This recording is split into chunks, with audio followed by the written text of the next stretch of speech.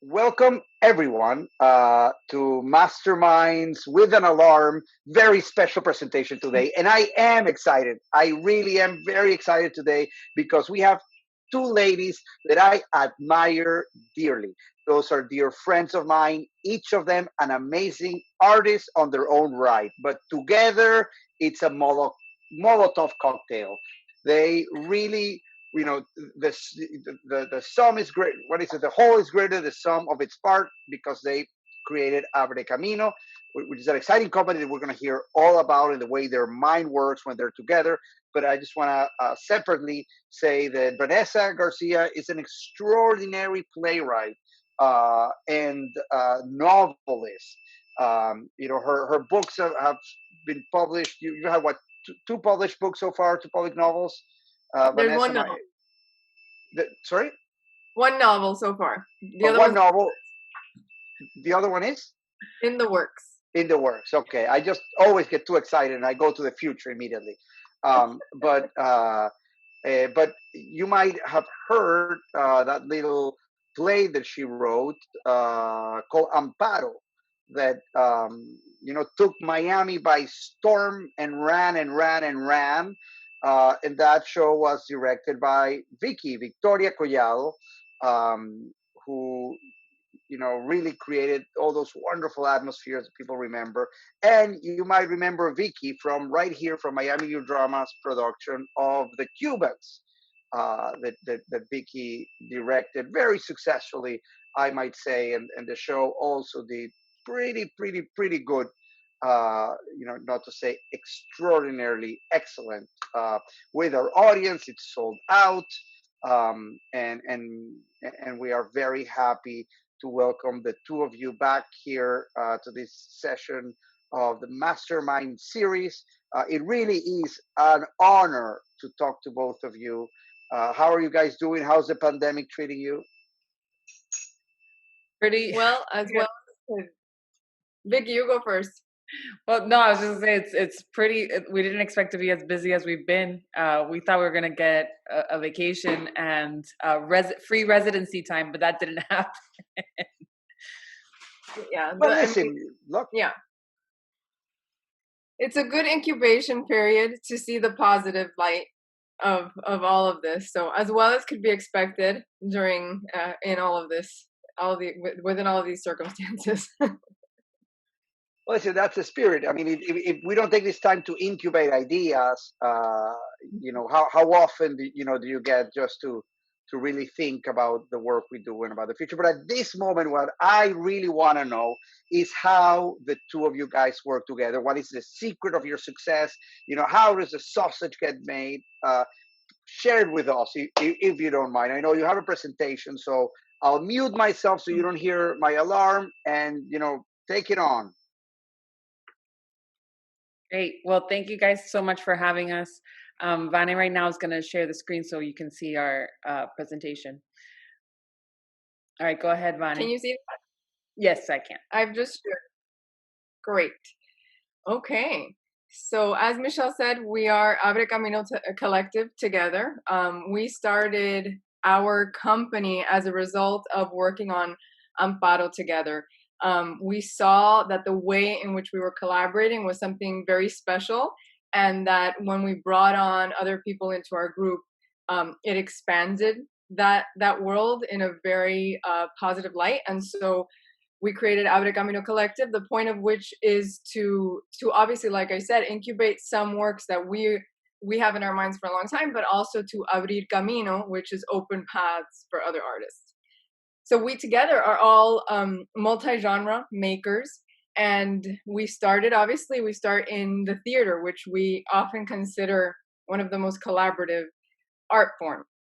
We often question that right now, whether it has fallen a little out of its collaborative nature, in the sense that we kind of got into a rut of, how do you get off Broadway? You have these 3 regional productions. There's an artistic director to each theater company. This is exactly how it works. It was sort of professionalized in a particular way that defines success, that at times has inhibited innovation.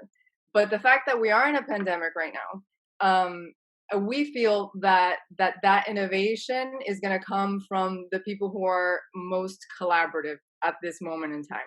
And we're going to explain what that means, because oftentimes I think we hear the word collaboration and we think something very different to what it actually is, at least to us.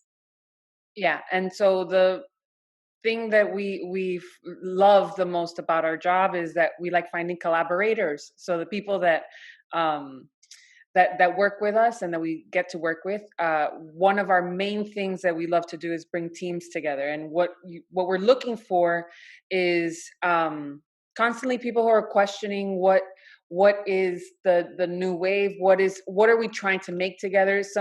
People that are good human beings. That always helps a lot. And people who really know what they're talking about, or have a big curiosity to find out what the specific project we're working on. So one thing that that's very helpful is that every collaborator that works with us firmly, truly believes in the mission of the project. Whether a podcast, whether the play, whether a film, we're looking for people who are truly passionate. And you can't buy passion. You can't make that up. Obviously, our main example is Amparo, because every single person that worked on that project was invested, not only 100%, but like 150%. They gave everything of themselves. And so what happened was, for those of you that have made theater before, when you have tech time and you have, like, especially in an immersive piece, tech takes a really long time and it gets they beat you down. Everybody had that extra fuel of passion because they firmly believed in the project, in the story, and their love for Cuba. And that's what carries us through. And of course, the third piece of collaboration is the audience, always, right? So we learned a lot from our audience in the sense of Amparo, and always, all of the time. We often think about whether they are the most important piece of the collaboration puzzle, but at the same time, there is this idea of, like, you're in an airplane and you have to oxygenate yourself first before you can give it to the person next to you. So there is for us at least, a moment of really working together before we even give it to the audience as that third piece of collaboration. So we have 3 quotes that you're going to hear that we firmly believe in. And one of them is from Steve Jobs. Great things in business are never done by one person. They're done by a team of people. One of my favorite things about Vanessa is that she firmly believes in that having multiple brains together always makes a project better. She always brings up the example of, even in a novel, you're writing it by yourself, but you're going to eventually always crash up with collaborating with someone else, an editor, a publisher. It's always there. And even though there's that famous saying, there is no I in team, my 6-year-old brain used to think, yes, but you can spell me. So Vani will talk a little bit more about why I say that. And that's really important, because I think this is one of the big misconceptions about collaboration, that the collective erases the individual, and it's not at all true. To make a true collaboration, each individual in the team must rise up, and their individual skills have to be at their peak. And so the idea that this is an erasing of all lines and self is absolutely inconsistent with the way that we collaborate. The idea is that each person is at their peak and rising and rising and rising, so that together we can make something really, really strong. And in order to make something strong is the ability to understand who's in your team. What are their strengths? What are their weaknesses? What are their ways of communicating? And when you understand who the team is, then you're able to bring out the best in them. And so dissecting who each member is and what their strength is going to only make your project 10 times better. You have the people who bring in the ideas, the big ideas, the words, the concepts, the string together, the playwright, for example. And then you have a rousing, leading, moving, a collaborator like Vicky, and Sandy behind her. I'm so sorry. I tried really hard for this not to happen. Totally part of this. She just wants to collaborate. who really inspires people. And in this case, obviously, I would be the earlier, and Vicky the latter. But people are on all kinds of the spectrum, and they're constantly shifting. So there are moments where we shift that, what kind of collaborator we are. Vicky, you can talk a little bit about the spectrum of it, but it does switch around. It doesn't necessarily mean that you're always one kind of collaborator inside of the process. Right. And as Vania was saying before, that there is a spectrum, right? There is, you can say that there's more of the quiet people or the more of the louder people. But one example that I love to bring up is one of our top collaborators, Ryan Rodriguez, who's an actor that we work with. Ryan's someone who spends his time really absorbing everything. You think that he's very quiet for a while, and you're like, oh, is Ryan really here? But after so much time working together, I've started to understand what Ryan does is that Ryan goes like this, absorbs the whole picture. He sees what every single person wants. And then when the moment's right, he's like, I think this is the thing that we should do. And it's always right. It's always right. And so you want to make sure you find out for yourself what kind of person you are within that spectrum of collaboration, and also identify with everybody else. So here's our second quote. Many ideas grow better when transplanted into another mind than the one where they sprang up. Oliver Wendell Holmes. So the idea that you might have this big idea and you plant that seed into someone else's mind, and whatever kind of temperature or environment is there could be better suited or could help it grow further. And then in our view, it doesn't end there, right? This is a vine, this is a tree, this is a thing that keeps growing and growing. So it gets, then you have a writer, it goes into the mind of the director then adds whatever kind of, water or fertilizer or whatever, and then the designers come in. And the idea is that each and every one of those people is the best, better than obviously you are at their job, so they're adding to what you're doing.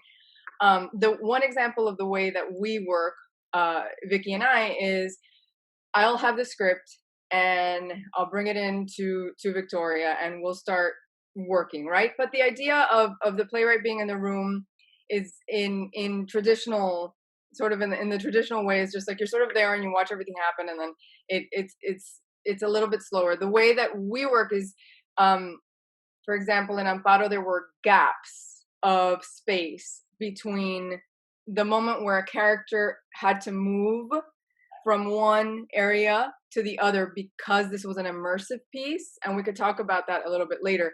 And Vicky would say, hey, I know that in your little brain, you thought that was going to be like 1 minute, but actually you need this to happen. And this has to, and she would basically point to this moment that had to have another piece of writing, and then would lead the actors into an exercise while I was in the room, and then I would write right there. And then she would take it back to the actors, and we would continuously collaborate on the thing. So it was constant, and vice versa. Even at the beginning of the writing, when we were sort of conceptualizing, there was a moment where right before I went to go write, there was a moment of a sit-down table, and Vanessa, this is Vicky saying, Vanessa, let's look at this space right now. How can we deal with, the fact that this is circular or whatever it is? And then coming back with the idea of saying, okay, having heard that, what does this mean? It means that we have a spinal cord of a story and heartbeats. And so this constant conversation between what a writer brain does and what a director brain does was in constant shifting with one another. And then the actors came in and they were doing what they do, but they were also adding to the writing and the directing. And so yes, the lines got blurred, but only because we were sort of like elevating ourselves also within the system. Oh, yeah. Vicky, do you want to add to that before I go to this? Yeah. It's very important because this fun stuff, the one thing to add is that the fertile ground, like you see in the little hand with the dirt and the plant, we love trees. Just bonus, is that the fertile ground is that very fun first class of improv that everybody took just to even design in theater. Everybody had to take this class, and it was the yes and this is a tool that goes across every single industry. It's the one thing that always moves us forward. It's being able to be like, yes, okay, I'm seeing your idea and I'm adding on, but always accepting the idea and building on it. And then I think this is a perfect mentality to be listening to Vanessa's fun story that we're going to play with. Yes. So I'm going to tell you a story of something that happened recently in real life. So keep in mind that the thing we're going to do next is going to revolve around all of our real lives instead of our fictional lives, or the ones that we create in whether it's in plays or novels or whatever it is that we're doing, or hybrid experiences, or whatever this is, Zoom thing. So recently this is what happened to me. I'm and stick with me because this has a purpose. I have someone building a wall unit in my house right now. It's a carpenter who I have a lot of books, and I needed shelving in my house, and I have an old house that needs space. So great. I designed this. I make an idea for this wall unit, right? So I have this inception, this plan, this visual, and I give it to the carpenter. And the carpenter says, okay, that's great. Talk to me about it a little more. And he starts drawing. He doesn't show me the drawing. He's just drawing on his own over here. But I think that our communication is crossing well, right? Great. So then this man brings in the thing that he made in his workshop, and it's a total disaster. Like, it's an absolute and total disaster in the sense that there's boxes around the architecture of my house. Like, inside there's a column that he boxed off. It's completely not right. There's gaps. So I write this text right away when I come in and see it and say, this is everything that's wrong with it. This looks like I bought it in IKEA. It's separated. It's not a wall unit. And I just list it off. I'm exceptionally a perfectionist in my own work, so this happens when I receive this, right? Okay. So then he says, fine, we'll talk tomorrow. I'll show up as early as you want me to. And this is where I start to see collaboration at play, and how I started to really learn in this moment. And this happened the other day.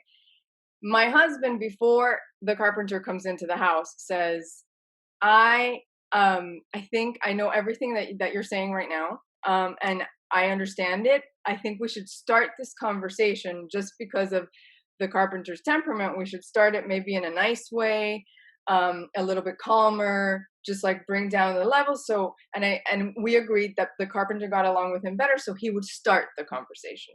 So he started the conversation. And it was very calm, and it brought everyone to this kind of a level, right? We were all in this calm mode. It was great in the sense that it was not any kind of a fight. There was no outward, there was conflict that was happening inside all of us and that we were trying to work through, but there was no fight. And then, so then my husband starts to try to explain everything that's wrong. And once he starts doing that, it goes off the rails because he can't communicate that well. So then I come in and I start to explain it. Then the carpenter starts to understand it because he can hear me, because my husband has brought everyone to this level. And then, of course, what I want is that the carpenter would do something like what Vicky was saying. And what can we do? And so, for example, if I say, do this, what kind of a frill or a turn or a piece of artistry can you do at the ends of the thing that you may know that I don't know because you're a carpenter? But because at this point I don't trust him, I just say exactly what I want. At which point he suddenly comes up with an idea. And I thought, oh, okay, wait, but can I trust this? Because he's already done something not so great.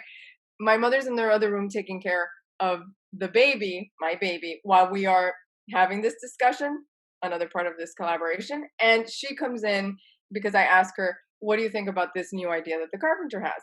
She goes off the rails and starts dreaming these big things, giant, amazing things that I know no one's going to do it in this room. But it does give the carpenter the final idea that actually makes the I was going to say mueble, but maybe everybody in Miami understands it. But the piece of furniture that actually gets made. While I was standing there, listening to I was standing there in the moment of, I'm upset. I need to explain this. I'm receiving all of this. Here's this idea that I want to put out in the world. Here's this person who needs to implement it. but I was watching it also happen as a form of collaboration. And it was actually really amazing. And I learned a lot about communication, collaboration, who to hire, who not to hire, who to work with, who not to. If you're stuck in a situation where you are working with someone, then what do you do? So I'm going to let Vicky break it down a little bit in terms of the collaborative process, my story that I just told. And then we're going to give you a little exercise to do. Yes. So as she was talking, and I'm picking up pieces of her story, I started to put some things together. As you see here, we're first talking about building trust, and just because at some point someone might lose your trust doesn't mean that it cannot be built again. So I think that there's something interesting that happens with trust is that we always say, like, you have to earn my trust, and that's true. But you can also endow trust in someone, give them the power to be able to express the ideas on themselves. That automatically gives the person you're collaborating with agency, and it activates them to be able to collaborate, right? Because what happens if Vanessa would have been the only person in this team and talking to the carpenter, and she would have just said everything that she wanted, and there would have been no onus from the carpenter, it wouldn't have been able to flourish into the final product. It would just be like that person would just disengage. It would be like, I'm just going to do this job. When somebody says, I'm just going to do this job, that's not fertile ground. So being able to give him trust, and she understanding, like, I'm not fully 100% trusting you right now. However, I understand that you know more about carpentry than I do. Let you also innovate ideas with me. The other thing is the responsibility to the group, right? It's not just on Vanessa to be the person in charge of the project. There was a good understanding of what each person's job is, right? Iggs is the person to set the tone. It's starting off on the right foot, but we know that Iggs, and for Iggs, if you were listening, Iggs is not the creative communicator, right? That's where Vanessa comes in. And then Vanessa's mom being able to come in and dream. And this is something, this kind of ties into expressing your ideas and imbalance. Even though you're on a time crunch, you always have to be able to explore full ideas. Sometimes with actors, I say to them, I'm like, just do the opposite. Do it the wrong way. Do it like, if the scene's super dramatic, I say, go and do it like a comedy. Because in that idea that you probably won't go in, you're going to learn something new. You're going to be able to see another facet. Your idea becomes rounder. It becomes fuller. And so the right thing to do in that moment was to let Vanessa's mom, who went and dreamt big, who went on a full other journey, which we all know was not going to be the $1 million carpentry cabinet that Jackie wanted. However, it came back and solved this one problem that finally, in Spanish, encajó the piece. And then thank you, it grounded it. Is that what you said, grounded? I said gelled, but grounded is great. Gel, I like it. Gel and ground. That's the new book by Abre Camino Collective. And finally, the blurring of lines, right? Sometimes it's not clear. Like, some people think, my brother obviously did not capture that, Sandy was not supposed to be here right now. Sometimes what we need is to understand that the blurring of the lines sometimes helps us, right? It's the understanding of who's the expert, right? We know that Vanessa's the expert on the creative side, but in that moment, Iggs was the expert in explaining the issue and bringing the tone to a place of collaboration. Yeah. So taking that into account, what we want you to do, and we're just going to give you 5 minutes, and I will literally put it on my alarm right here. Give you 5 minutes to think about something in your actual life, not something that you've created artistically. And this is really important. Something that has happened in your real life, in your living life, in the life that you live and breathe. Your characters, I'm sure, hopefully live and breathe, but we're talking about your own skin, something that has happened that you can break down as a collaborative process, even if you didn't see it as such in the moment. And it can be positive or negative. Like, what didn't work about this particular situation, and how could that have worked better? Or what really worked about this that happened. And it could be anything. It could be literally you and your partner and your children and why that works, or why a moment of that really worked. You know what I'm saying? So um, I would encourage everybody to work on the positive, to see what is actually happening. If you've never had a positive collaborative experience, then you could look over here. But we've all had positive experiences. So 5 minutes. I would I'm just gonna put it on my phone, and then when it rings, in case you can't hear it, I will say stop. We are beginning.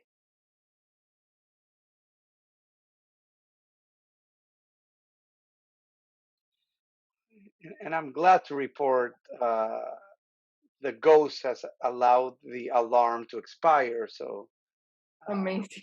back to normal. But the ghost kicked Claudia, who's managing this, out. So Oh, really? Yes, she's gone.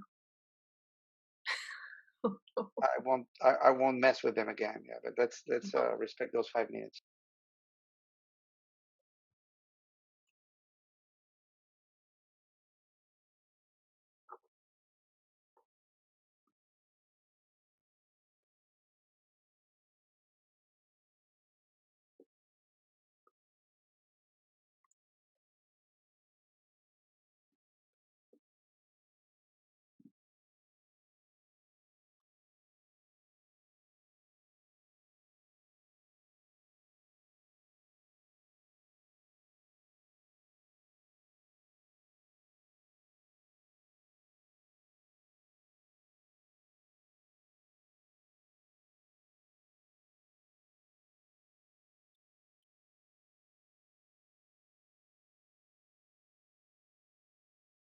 Michelle, if anybody's sending any questions about the exercise that you see, or Vicky, if you're seeing any of those, just let me know, and we could explain it. But otherwise, Yep, no questions yet. Then I'll remind everyone that we'll have a Q&A section afterwards. It'll be ideal if the questions are posted on the Q&A section on the chat section, but we'll either way read both.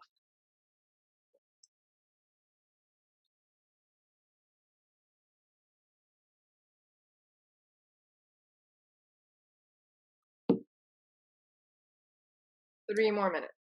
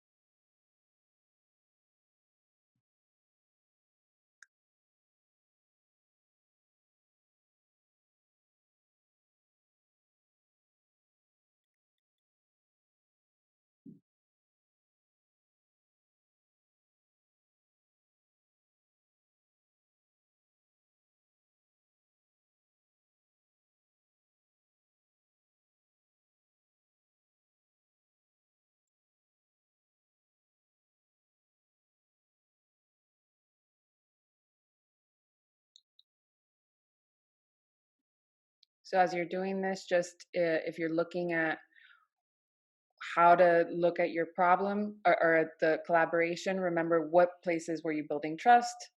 Where was the different responsibility to the different groups? Um, and what opportunities did you all express your ideas? Or if there was a miscommunication, how was that communication happening? And where were there moments where lines were blurring? And you have half a minute.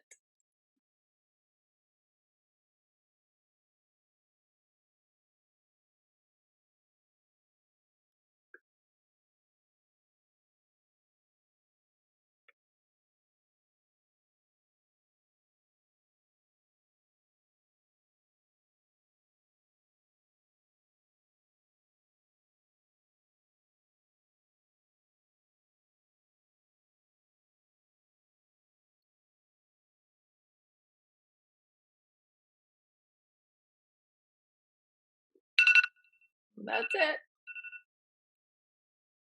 Oh, no, I can't take it off. Okay. So that's it. We'll go into that at the end with any questions or comments that came out of that exercise, but we'll continue a little bit further here, just a little bit.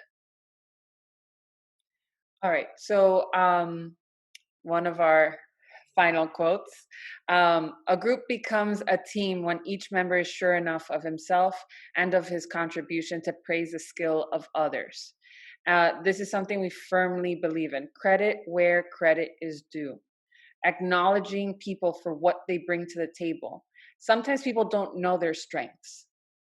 So when you are able to bring up for them, like, hey, when you do this, it is fantastic. Or, you know what, thank you so much for your ability to bring the group together in this moment.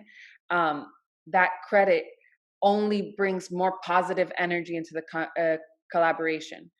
Things break when you feel that you don't serve a purpose to the project. Yeah. And this is constantly what we're talking about. What is the place of the individual inside of the collective and the collective around the individual?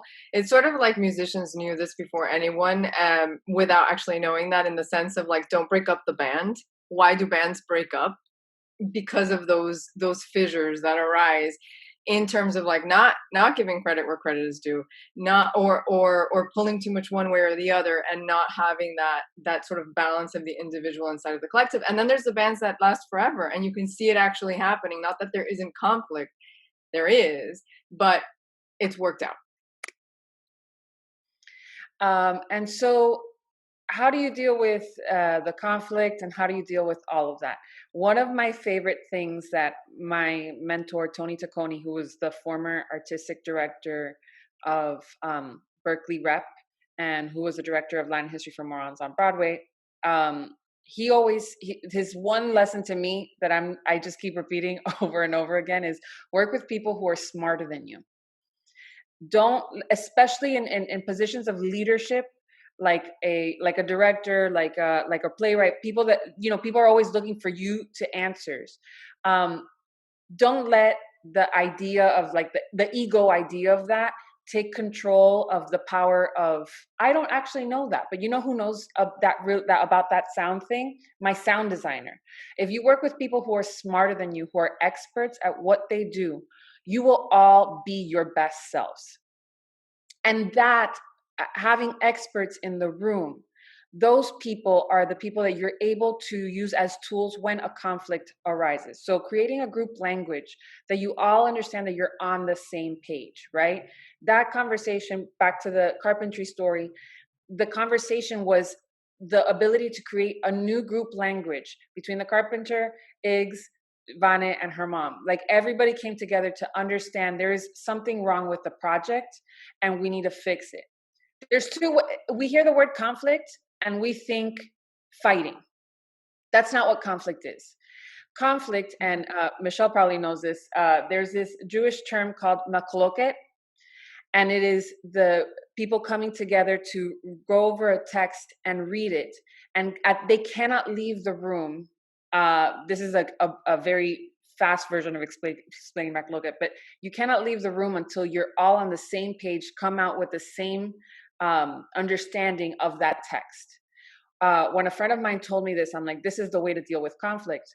And so when you're both committed to getting through the issue and finding a solution that everybody genuinely feels at peace with, then you can move forward. You learn a lot there. So making sure that you have language that everybody understands what you're trying to say. Over communicating is never a problem. when communication is happening, nobody's like, you over communicated. No, it's when you hold back communication. And in that, creating the group language is where you can have quality control, right? It happens all the time with Vane and I. You know, I trust my collaborator a lot. When I'm like, I don't know how this looks, I'm able to go to Vane and be like, Vane, what do you think this looks like? And she can tell me that looks great. No, it's doing the thing that you think it's doing, or it's not doing it. Or sometimes I'm bogged down by ideas of like, well, it's the budget thing. And having Vane as an anchor to be like, Vicky, that looks like gaga. That cannot happen. She doesn't say it like that, but it's like somebody being able to tell you like, no, do not give up on the thing we all committed to.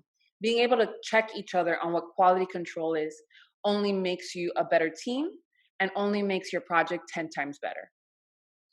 And I want to go back to something that you said earlier, which is about conflict and not leaving the room until something is resolved. And that does not mean giving in. And this is something that we talked about, that Vicky and I talked about yesterday. It does not mean that one person is giving in. It's not about convincing one person. It is actually about like, what is the why of this conflict? What is everybody's why? Why are you having this conflict? Why are you having this conflict? And why are you? And what is the thing that can actually unify the room in a way that can then, like get the wall unit up? Right. And just one thing to add to that, which is, I know that we say yes, no, yes, but we can also say no, and here's why. Right. So Vane could have been like, no, this is horrible. Okay, but why? So I deal with this a lot with my designers. It's like, okay, I like your idea that but here's here's everything that comes with that. And I think that we need to stick to A, B, C, D, E, F, G. Explaining where the no comes from. It's not about necessarily only softening the blow, but it's about giving context, a deeper understanding as to where you are coming from as a collaborator. Because sometimes the most obstinate person in the group can be shifted by that why. It's really important.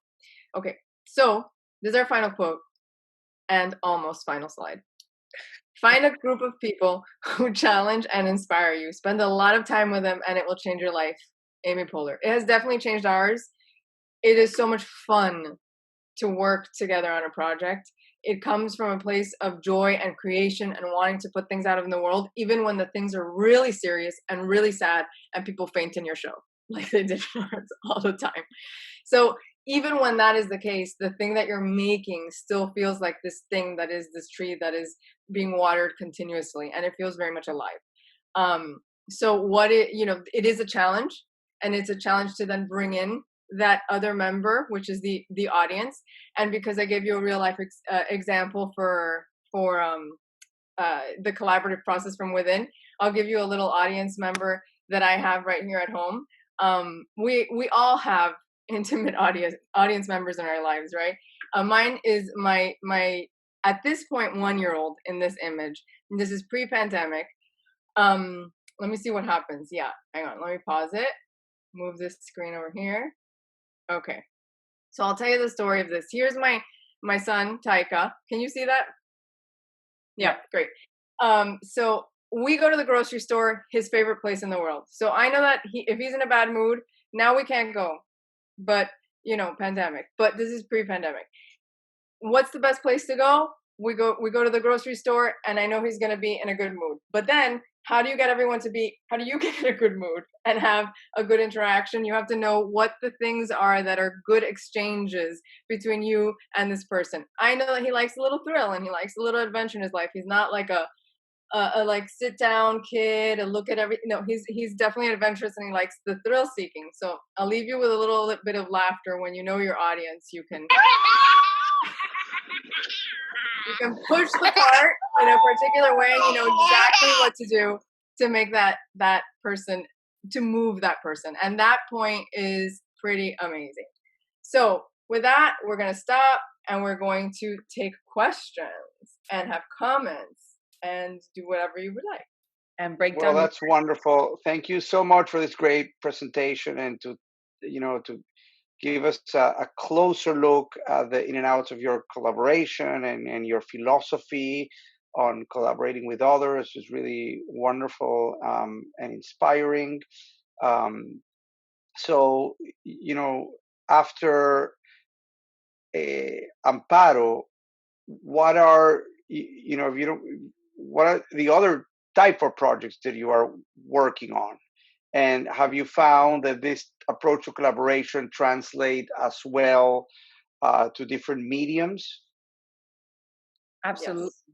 Yes. We've been working on digital work, on screen work, on podcasts. Like we've been working on a lot of projects, and what we find is that the more that we like to work with people from different backgrounds, right? Like we met each other in the theater, but we're meeting people from different industries, and so these little tools of building the trust and all of that, that honestly transcends industry, that transcends projects, and it only makes working on the projects fun. Like Vanna can speak for herself, but I'm pretty sure she feels the same. It's like I never feel bad working on our projects. We might get stressed because of a deadline or something, but it's never not fun to work on our projects. And the truth is, so the truth is that the screen world and the TV world has always sort of embraced this idea of collaboration in the sense of we're trying to change things a little bit in some ways, but they've always had writers' room. There's always more than one director, and there's always more than one writer working on a project. There are things that are very, very big in scope and have very big budgets, and therefore it isn't just one mind at work. And sometimes the showrunner is not the writer, and sometimes the head writer, and sometimes it is, and sometimes that showrunner is the director and the writer. And so that mixture and merger has always sort of happened there. And the same with something like installation art, where you have someone who's dealing with possibly what is sets, but also the visual art world and the philosophical world, because oftentimes art and philosophy are kind of like linked in a very interesting way. So when then you get an installation artist, a TV writer, and a video gamer to work together on a digital project, then it's really fun. I bet. So this is the moment where the audience are free to ask questions. Go to the Q&A button below on your lower right and type away any questions you might have for Vicky or Vanessa. And while you do that, I have a few follow-up questions, which is, theater has always been a collaborative art form, right? And you were speaking about the role of the playwright, and I agree with you. This is something that we've really called out. This fake notion of a playwright going away to a cabin, kind of like Moses going, and then coming back with the play on this. Here is the play, do as written, right? That feels like a really old way of doing of writing, and we at Miami New Drama embrace things like moment work or other more dynamic way of approaching it. But tell me if you did you evolve into realizing that the playwriting model did not have to be a solitary experience. For example, when you wrote plays like the Cuban Spring, did you use similar techniques, or was it how I really am interested to see how you found yourself to find new ways of writing that became more dynamic and more useful for you? I think for me, one of the things I talk about, and the reason why we work well together, is that I was seeking someone that I could constantly have a conversation with. in a different way than I had experienced in, even though the theater is set out to say, yes, the playwright is in the room. And this is what I mean by that. Like the playwright is there, but you have 2 weeks. But it's not really not, there. I mean, it's not. absolutely not. Correct. I agree with you that that's part of the problem of the American theater experience is that Yes. the playwright is in the room to like change a word or two, not Right. to, and we, sometimes have to, work that way, but we genuinely disagree with that model as well. Mm-hmm. Yeah. So that's, I was seeking to have an actual exploration of the pieces and the ideas and the piece, you know what I mean, the thing that you have in your head. And the thing is that just like I was talking before with this silly little cabinet thing, I always have very clear visuals, and it's very hard to deal with okay, let's do this thing where you're there and you change 3 words and then we'll put up this image over here, when really the conversation about the visual should be like, like as long as you want it to be, and in conversation, and until something happens and something cracks in that, like you're not just breaking the story, you're breaking the idea open, and how can you actually put that into life. So when I met Vicky and we had a very short experience in 2015, and we met to do a short that I had in San French, I thought, okay, let's see what happens with this, because it was a short little piece that was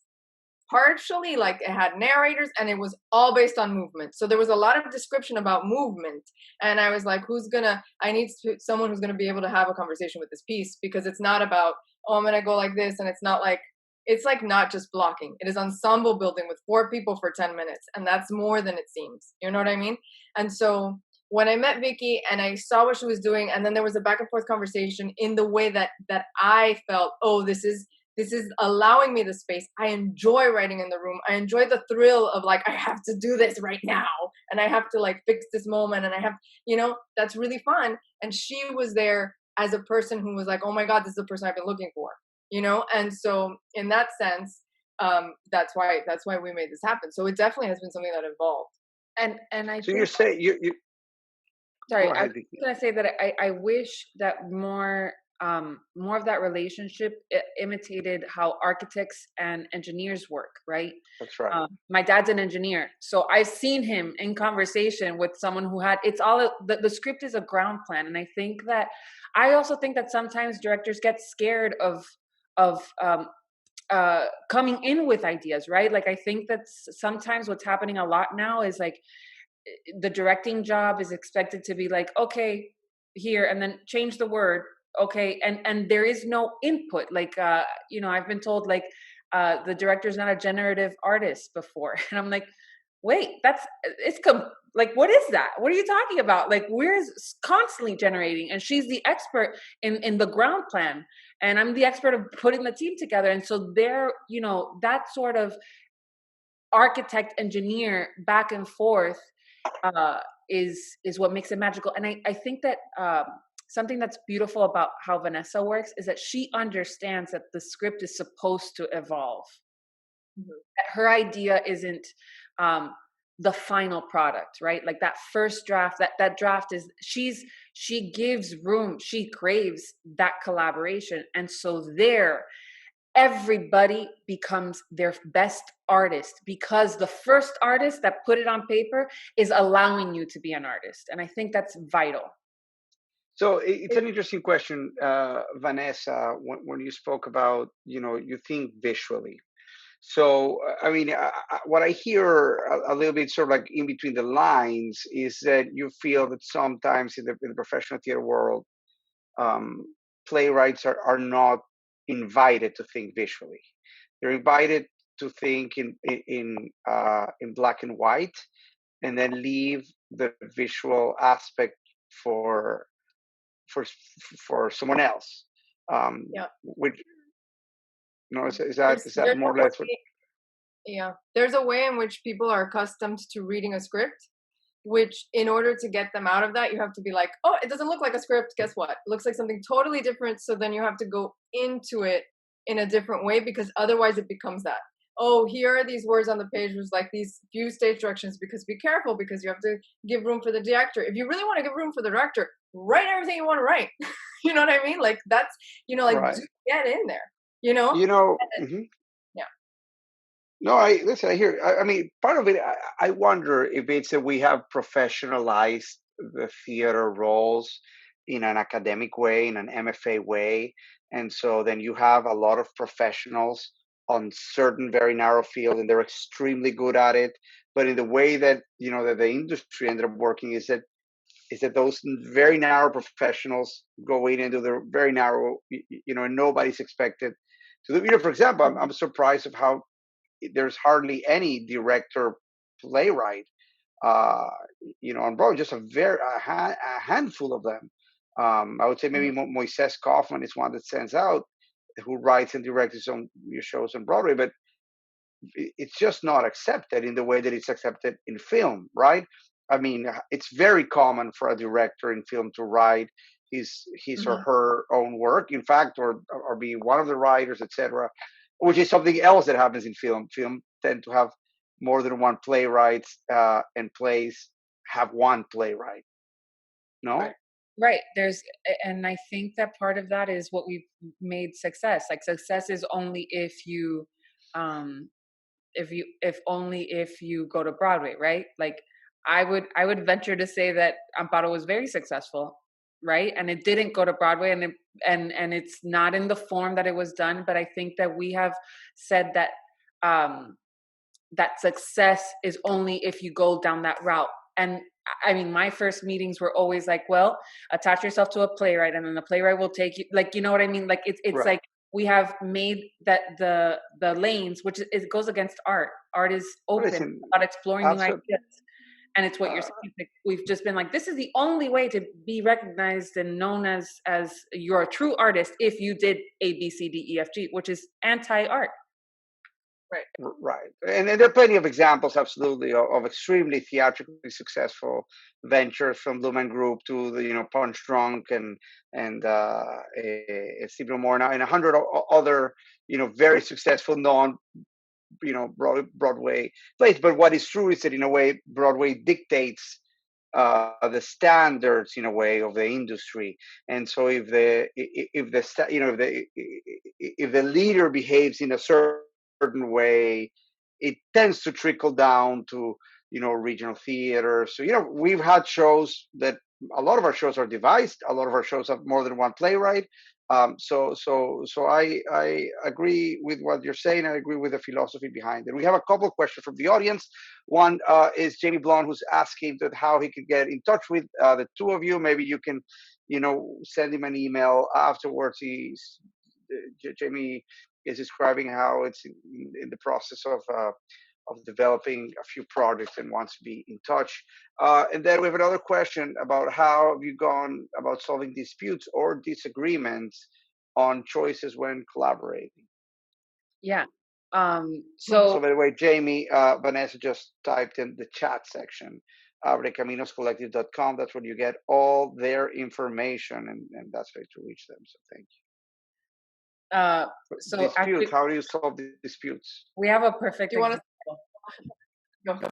We have a perfect example of disputes.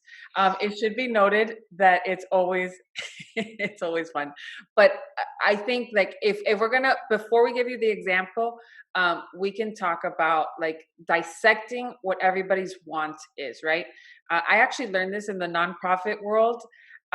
Working, I was like, when I was watching the conflicts happen, I realized, oh, everybody just really wants this to work, and so they all have different ideas, and then the ideas are bumping up. So when you first, like, in your brain, when we enter conflict, we're like, mayday, mayday, mayday.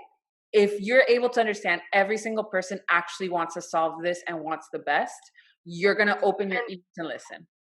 Can I add to that one that sometimes people are afraid to say what they really want, and that sometimes it's not just like everybody wants this project to work, which yes, absolutely, but sometimes people are afraid to say what it is that they really, really want, and so the conflict is very hard to get at because it's not rising to the surface because it's either embarrassing or whatever it is, or egotistical or whatever that is that seed, which I think that that's important to be like, it doesn't matter if it's stupid, just why? What do you want? You know? But Vicky, I'm dying to hear what example you're going to use. La lanchita. Uh, And to add to that, it's also in the position of leadership in which Vanessa and I usually find ourselves in, it's always creating a non-judgment zone. It's like being able to say, okay, say the thing that's going to make you sound like an asshole. That's fine. I'm not going to think you're an asshole. I know I'm just cursing now, super live. Well, whatever. Paso. But giving room for the ideas. I think that we put so much pressure of like, we have to nail when we bring out an idea. Give room for the ideas to suck and not let your identity be identified by that, right? It's about exploration, not about immediately handing out products. So in I think this is the best example because one of the tracks in Amparo goes from Varadero, where we are at, and we have to go to Regla. So if anybody's ever been to Cuba and has ever had to go through this experience, Varadero's over in Matanzas, is another province. Havana is in a city, and in order to get to Regla, the journey is through a lanchita. They call it la lanchita de Regla. It's a very spiritual thing. You throw a coin in the water and your wishes are supposed to come true. You could technically go through the ground, but the experience really is about la lanchita. When Vane writes this, she writes it with like, you get on la lanchita and you go through the journey of getting to Regla. So when you get to a space, an immersive space, there's only so much that you can do. There was like particular rooms where we had our Varadero space, where the scenic designer had proposed that we could have Regla, was in this alcove that didn't have much length between the club and where it would go. And so then my reaction to that was like, this is stupid. There is no lancha time. There's like, you're like here and then all of a sudden you're here. No, there's not, like, it was like, I was like, I could not put my brain around it. And so we're like, okay, we're going to go down the long route. When we start doing that, we enter a conflict in which we had to go out the way that we had come in. Which would mean that whatever extra scenic piece that we had to add, we couldn't add that piece. So I tell Vanessa, we don't have, like, no, it's not going to happen. We're not going to have La Lanchita. And Vanessa was like, no, we have to have it. And I'm like, but we can't. Like, I literally can't put the piece. You want to add your part here? Yeah. So this was a really big, this lasted weeks of a really central, and it seems stupid because it was one piece of one track. But the reason that had to happen is because in the story, you cannot go through land to this place that is supposed to be the one spiritual place in the play. You cannot go through land because you ruin the entire thing. So no matter what, we have to figure out how to make this lanchita. I don't care. It wasn't where I wanted it to be. Who cares? Great. Let's put it somewhere else. Figure it out. You know what I mean? But it has to go because the lanchita is representative of these two sisters of La Caridad, Cobra, and Yama. And you have to cross one of them to get to the other in the ocean. You know what I mean? So I was getting even more excited than this. And Vicky was having to deal with that every single day. And it was this thing where like we couldn't figure it out. But then we did, and you can. Yeah. So, and to add to it is like we had tried like trying to get the group to move, but then it would cause a timing issue because then the other group would lead. It was just all these conflicts. And we get to the space, and it's one of, I think, the third week of dealing with this, and the scenic designer's listening to us. And I'm like, no, I can't have this happen because you can't have these people walking in through here. It's going to ruin the moment. And she was like, but we need to have La Lanchita. You cannot not have La Lanchita. And our scenic designer, Joe Rada, who is just genius, he was able to listen really well to what both people wanted. And he said, guys, I think the solve is actually moving locations yet again. And the space was already, like, there was a fountain already in place. Like, things were already in place. He's like, no, I think I know how to solve it. And he's like, well, what if we move it outside and we move this inside? It's a little bit harder to describe if you weren't in the space. And then it went click. Oh, was like, yes. And then this pathway can be La Lanchita. And all of a sudden, once we were like, okay, all the pieces were together, it went, and it went super smooth. And we ended up with our Lanchita. So once you, sorry, yeah, I was kicked out by I would never speak about ghosts again. This has been a really, but so it was fixed. It was fixed when somebody else had to intervene in a way. Not figured out how to do something, but the solution, like we would have figured out how to do it inside. We knew that we could not have the lanchita, and that the lanchita couldn't be where I had put it.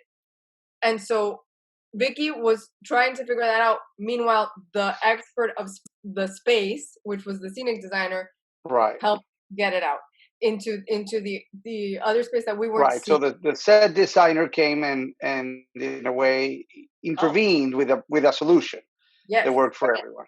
And everybody's open. So when you tell a story, it's like, but what was actually happening is like, there was a full acknowledgement of, I knew exactly why Vanessa was like, we have to have La Lanchita. I've been on La Lanchita. I know it. It's the reason why we moved it in the first place, right? Right. This is dumb. And Vanessa totally understood where, like, I'm going to have a timing issue here. Like, we're going to have traffic. It was actually a choice that would affect the first whole half of the play timing wise. Mm-hmm. And so we just couldn't find it. And it wasn't until that third brain was able to come in and say, actually, I can actually take it on my department and move things around, right? The solve wasn't at our department. Mm-hmm. Mm-hmm. Yeah. But I would say also that in us having the conflict of what are we going to do with this, we learned, at least I can speak for myself, because at that point you probably had the space completely, but I learned the space super well, even more to the point that the next problem, our brains were like, there. You know what I mean? Like, well, I mean, it's interesting what you're, so the beauty is that conflict allows, the try to solve of conflict allows your brainwave to get a little bit closer. Yes. Yeah. Right.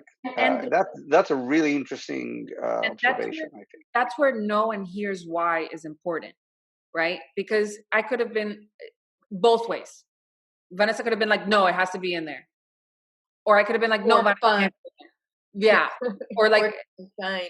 It's in the understanding where I had to break it down from my end, right? This side of the argument was, if this happens, then this crashes here, and this can't move here, and then this causes this, and then that room is like, me being able to explain why my answer was coming from this angle, and her explaining, yes, but then the whole structure of that entire track, like the whole magical element of that entire, makes no sense. So there was the here's why is so important, because there you actually, it's like that Buddhist saying is like, conflict is what gets you actually deeply connected. Like, we shouldn't shy away from it. There should always be respect in it. It should always be with the more you run into conflict, the more your ears should open, because then you're gonna actually get stronger. Right. It's fascinating. I think it's really interesting to see the beauty of conflict as well, and we shouldn't shy away from it. So that's thank you for sharing that Lanchita story. Do we have any more questions? I think this is a good moment to ask any more questions. And if not, I might have a final one. I'm really interested. You know, you guys have now a company together, Abre Caminos, and so you could say a metaphor that you have, like, you form your own band, right? However, you're also individual artists. So how is that? How much are you going to balance the work of Abre Caminos and the work of the individual artists, Vanessa and Victoria? I mean, I think we both we spend a lot of time on the Abre Camino projects. We have, like, we're thinking 6 ahead. We have plans. We're, like, attacking them, and that takes up a lot of time in a really great way. At the same time, that doesn't mean that people don't contact us to do things, or to write an episode of whatever, the last thing, Sesame Street, or do this or whatever. And it's actually interesting in the sense that it's kind of fun to be like, oh, here's this other thing that is actually going to help bring all these tools that all these people are doing that might be different than what we're doing, and bring it back into Abre Camino for these, big passion projects that we're running. Right. And vice versa, right? And it does like feed the other way, in the sense of like, well, what about this and what about that? And you're also bringing in all of that. And sometimes there isn't space for this kind of collaboration in those other projects, and you learn from that too. You know what I mean? I like to work on multiple things at once because it allows my brain to shift out of things, and it's usually, I like to deal with, like, if different. So if I'm dealing with something very, very serious or drama, then I'll go do some comedy over here. It's nice to have that balance. Or if something's very, very magical, then what about this like really grounded thing? What if I have to go here? So that's my experience. That conversation is not something that negates the other, but like they feed it to each other in a really nice way.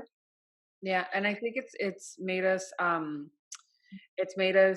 better collaborators together too, because you are exploring ideas. Like there's things that, like when I'm directing a Zoom or something digital on that's different, and it'll be like, hey, I actually learned this thing for this thing, and it actually means this. So the ideas are always flowing. And also it helps that one of us is a writer and the other one's a director, because like when she's writing a project for Abre Camino, if I'm working on something else, she's doing that first part. And then when I come in, like the job isn't like we're both working on this thing exactly at the same time at the same rate, right? Like the leadership moves around a little bit. Yeah. So there's always an eye on Abre Camino. Well, that's amazing. I want to really thank the both of you for this very honest and frank conversation. It's always really a pleasure, not only just to talk with you guys, but to collaborate when we get the opportunity to collaborate, as we have in the past. And I think that in the ever-changing demographic of theater, which is long overdue, I think that the success of your approach also shows that when theater is not controlled by, in a way, one monolithic ethnic group, it not only changes the diversity of the voices, but the diversity of the structures, the diversity of the how, not only, so the way you approach things are very unique to how you approach things. And I think that the more theater has ideas like that, I think the richer for the theatrical communities, because when you create new models, you inspire a generation of theater makers into believing that theater doesn't necessarily have to be just this one thing that we're used to. So thank you for Miami New Drama for joining here, and thank you as a member of the theater community for all the work that you do to expand really the limits of the theatrical world. So hats off to the both of you. And for those who also want to see work outside of the theater, we have a light and music show at the Colony Theater this weekend. It's actually not only something fun, but it's an idea that we are supporting. We did not generate this idea. Our designer and technicians were the ones who approached the company and said, we received a very large donation of equipment for a couple of weeks, and we want to project light on the facade of the Colony Theater to bring awareness to the loss of theatrical jobs. And we were very moved by that, and so we helped them make this a reality. And we're working with the New Deck Ensemble. In fact, one piece will premiere here on the facade of the Colony Theater. So I hope those of you listening and the two of you, you might have a chance this weekend from 8:30 p.m. to 10 p.m. Friday, Saturday, and Sunday. Every 30 minutes, the show repeats, and it's about 15 minutes long. But anyways, ladies, such an honor, such a pleasure. Thank you, thank you. I look forward to seeing both of you and your work. Any final thought before we finish? Be kind. And thank you for And having wear us a here. mask. Who listened, and wear a mask. And wear a mask. Let's Always wear a get mask. back to the theater soon. Yeah, All right. yeah. Thank you. Thank you. All the best, and I'll see you guys hopefully very soon.